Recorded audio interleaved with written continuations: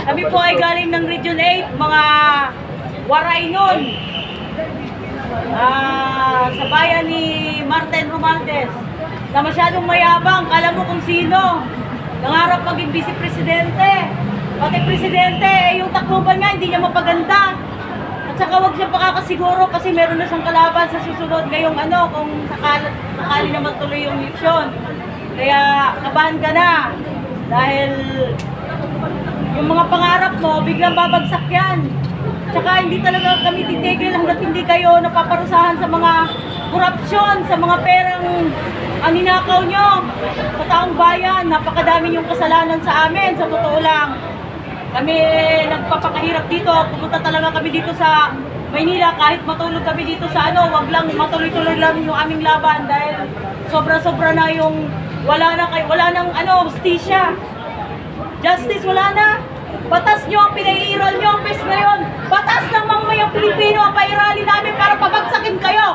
Dahil kami ang nagluklok sa inyo sa pwesto, kami rin ang papabagsak sa inyo. Hindi kami takot kung sino mga pulis na papaalis sa amin dito kung sino man dyan. Dahil mga mamamayang Pilipino ang mas may karapatan. Dahil kami ang nagpapasahod sa inyo.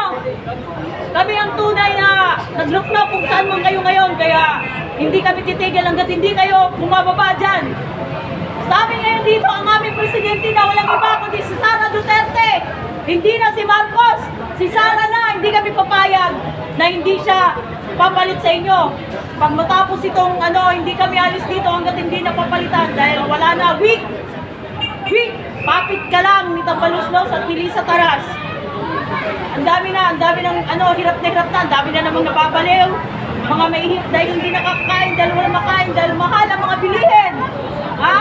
Hindi pwedeng ayuda ng ayuda, hindi naman kayang ayudahan lahat ng mga taong nahihirapan Yung mga binibigyan nyo lang, yung mga ng mga luwag para sa mga pang-campaign period lang. Wes ngayon, lahat maglalabasan kami, hindi kami aalis dito ng Maynila hanggat hindi kayo bumababa dyan. Manda kayo pag pumupo na yung aming bagong presidente. Walang iba, Sara Duterte, bagong presidente! Yes! Marami nagsasabi. Hindi ka daw waray. Magwaray ka nga, manawagan ka sa mga Tagaliti na huwag iboto si Tambaluslos. My nga, kulang pa yung atanan. Ari kami mga Taga-Region 8, nananawagan na iyo, nga ayaw niyo buto Martin Romualdez. Kay Urakot Itunduro, birat ka niya Iroy. Ayaw na pagpinangarap pa Martin Romualdez. Kay hindi rin ka na magdadaog. Kay tanan, tatabangan na mo ito na mong kandidato nga maperdi ka. Amo na ito.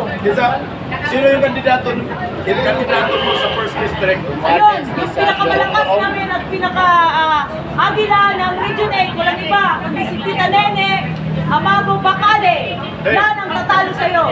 May nagawa ba si Tambaluslos sa Liti? Wala. Puro ayuda na hindi naman niya pera. Puro ayuda na galing naman sa nakaw mula sa kaban ng bayan. Ngayon, wala ka ng akap. Mamumulubi ka na dahil sisingilin ka ng mga inaayudahan mo. Ano pa? Ang balita ay sa survey, si Martin Romualdez ay bagsak sa survey sa pagiging kongresista. Nangunguna si Ma'am Ninit, tama po ba yun? Tamang-tama po dahil sa totoo lang, wala namang may gusto na yan sa kanila sa Tacloban.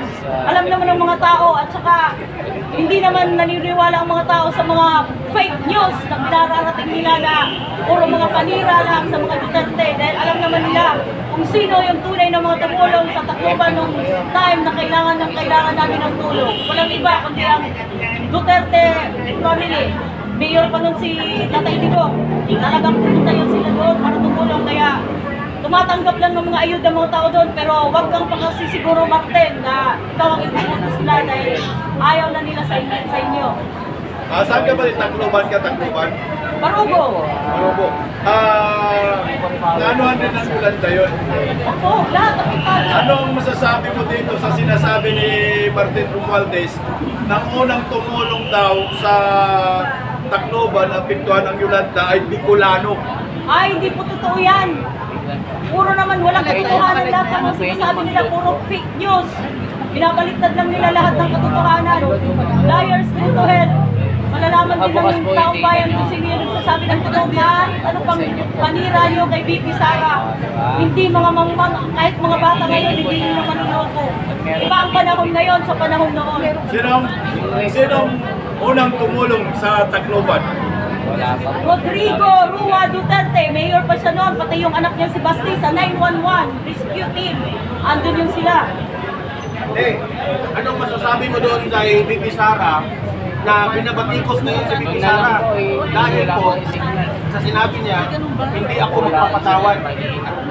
Dahil sobra-sobra na, kumbaga inapuno na yung salog. Kung sa abilidad Karapat-dapat bang patawarin si Bongbong Marcos? ay hindi, walang kapatawaran yung ginawa niya. Hindi lang, hindi kay BP lang, kundi sa mamayang Pilipino. Ngayon, si PBBM nagpatawag ng mga kongreso, fellowship, di ba? Kasi po, 200 congressmen pumunta doon sa Malacanang. Tapos itong mga kongresistang ito, nagpasa sila ng mandato ng protektahan nila si PBBM na hindi raw mag-destabilize ang kanyang administrasyon. Anong masasabi mo doon? Ay, Kahapon, the other day yung nangyari, last Thursday. God is with us. Lalabas din ang katotohanan. At saka, kahit kailan, walang nanalong kasamaan laban sa kabutihan. Lahat yan may, kumbaga nga, yung gaba hindi magsaba. Kaya ni BP Sara yan. Kahit wala pang hindi naman humihingi sa niya, pero sabi nga, mas magaling yung anak ko kesa sa akin. Yung lang ang tanda niya, no turning back. No turning back. Ano masasabi mo doon sa mayroon pong pangatlong Tagaliitip. nag-file ng Tagaliitip. impeachment complaint? Pero hindi pa alam kung sino itong mga kongresista raw. Nag-file ng pangatlong impeachment complaint. It turns back to them. Babalik lahat sa kanila yung mga ginagawa nila ngayon, sa kanila din ang balik. So sa tingin mo, utos ito ng Tambaluslos? Sila naman talaga. Yes! Utos yan ni Romandes at saka ni Lisa Tanas. Huling mensahe para sa 1st District ng Leyte sa Waray.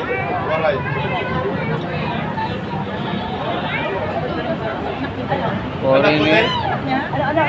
Foreigner. Mensahe sa 1st District ng Leyte sa Waray.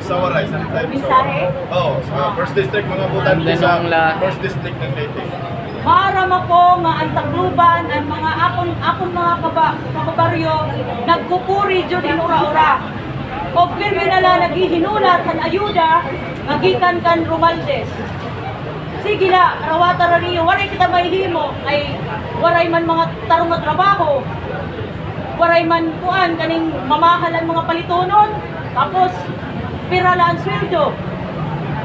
Antos lalay kita kay tanan man na atong nakurian niya na naagihapon ito, dili tanang adlaw. Ang natuyok ang kalibutan ba? Naluloy ako nga nakikita na ako nga ang mga tao nagpipinangarawat na waray man may himo kay waray na jud kakaon. Man mao man ning gusto nila nga mag pinanhatag lahira, mao ba yung takunta na natatagaan? Diri man. Mas dagan pa hinuon ang diri natatagaan kontra ito nakakatagaan kay balik-balik na lang kay ira man lang mga tao pagpagtagaan.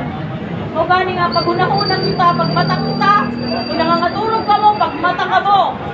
Kaya nakikita man ninyo ang sitwasyon nato karon kung sa jud kalisod ang kinabuhi. Daghan na pud ang mga adik, daghan na pud ang mga pulubi, daghan na pud ang bubuang kay maray na kung kakaon tungod sa kamahal ng mga palitonon. Mao nga pagmata na kita, pagmuruglik kita, panggawas kita. Maraming salamat din, mabuhay po kayo. Mabuhay.